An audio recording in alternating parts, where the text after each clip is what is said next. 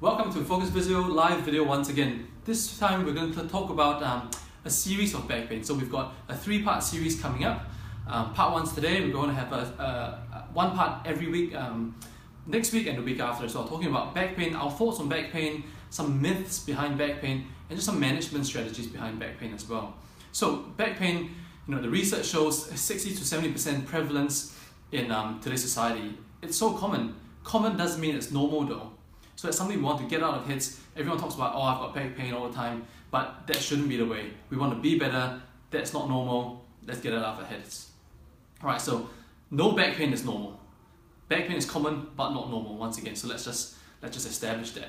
So when we think about back pain, when a client comes in to the clinic talking about back pain, yes, we will look at the back, but what we want to look at is other regions that might be affecting as well. So following on from our blog, we talked a lot about regional interdependence. So if you haven't checked out our blog, please do go and check our blog and just have a read of our article and let us know what you think. So regional interdependence refers to the concept where pain in one part of the body might contribute to pain somewhere else. Or for example, you might have pain in one part of the body, but somewhere else down the track, maybe our ankle, hands might be contributing to pain somewhere else in the body. Alright, so when someone comes into the clinic complaining of lower back pain, yes, we will look at the lower back, but another place we'll look at as well is our trunk and our hips. Now let's just dive into that a little bit further, okay?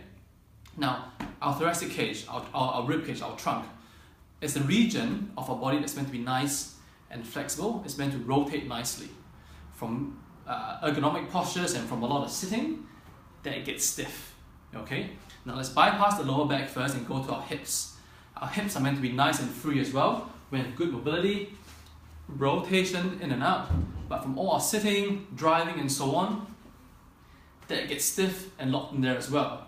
So we've got two regions which are meant to be nice and free, our trunk and our hips, end up being stiff.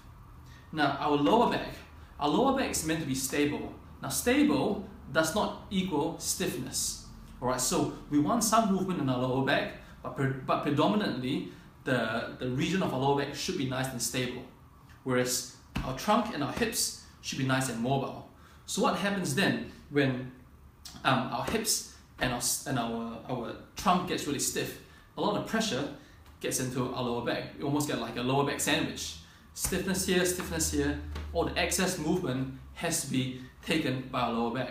So whether you're picking things up, say for example you're picking a baby up, you can't bend from your hips, you can't rotate from your trunk, everything goes to your lower back. If you are an office worker, a sedentary worker for example, and you're sitting for long periods, and you try and do, and you go to the gym and try and do a deadlift, that's already so stiff, there's no way you can move to set yourself up, to get yourself nice and stable. Alright, so whenever someone comes to the clinic, yes, we will look at the lower back, trying to minimize or control pain around the region, but we wouldn't be doing you justice if we don't go look somewhere else. Meaning, we will look at the trunk as well to see if we have adequate trunk rotation.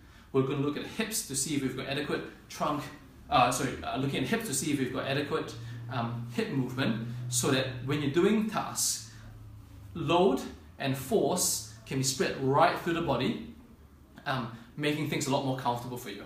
So this is just some considerations that we have in line with the whole regional interdependence model. Going deeper, yes, we will look at the knees, looking at your feet as well, even looking at your hands or looking at the shoulders. Restrictions or stiffness or immobility in some of these other areas can also contribute once again to pain somewhere else, be it your lower back, be it somewhere else.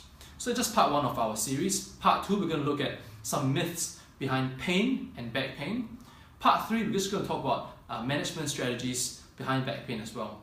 So once again, if you haven't already looked at our blog, please do so. Please comment below to tell us what you think, and any ideas or feedback or comments will be much appreciated. Thank you very much.